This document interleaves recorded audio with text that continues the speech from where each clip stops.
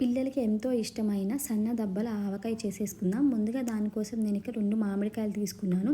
వాటిని ఇలాగ చిన్న ముక్కలుగా కట్ చేసుకున్నాను. కట్ చేసుకున్న తర్వాత దాంట్లోకి కొంచెం వేరుశనగ నూనె వేసుకొని అలాగ తడిపి పెట్టుకున్నాను అనమాట. అలా చేస్తే ఏంటంటే ముక్క అనేది మెత్తబడకుండా ఉంటుంది. తర్వాత దాంట్లోకి నేను ఆవపిండి, అదేవిధంగా దంచి పెట్టుకున్న ఉప్పు, అదేవిధంగా కారం వేసేసుకున్నాను. సో ఎన్ని గిన్నెల ముక్కలకి ఎంత పొడులు వేసుకోవాలనేసి నేను లాంగ్ వీడియోలో డీటెయిల్గా మెన్షన్ చేశాను. మీరు వెళ్ళి అది చెక్ చేయండి. నేను లింక్ అనేది డిస్క్రిప్షన్లో ఇస్తాను.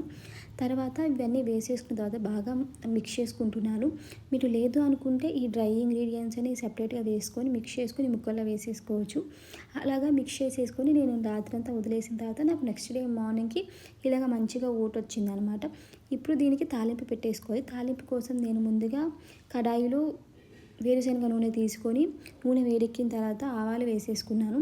ఆవాలు వేగిపోయిన తర్వాత గ్యాస్ ఆఫ్ చేసేసుకొని దాంట్లోకి పచ్చెనగపప్పు, పసుపు, అదేవిధంగా ఇంగువ వేసేసుకుంటున్నాను.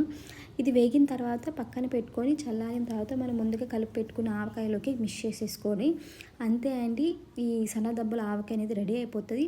ఇదే పిల్లలకి బాగా నచ్చుతుంది. ఎందుకంటే మనం తినే ప్రతి ముద్దలో ఏంటంటే ఈ మామిడికాయ ముక్కలు సన్నగా తగులుతూ ఉంటాయి, పుల్లగా తగులుతూ ఉంటాయి కదా. సో పిల్లలకి బాగా నచ్చుతుంది. మీరు ట్రై చేయకుండా ట్రై చేసి ఎలా ఉందనేసి కమెంట్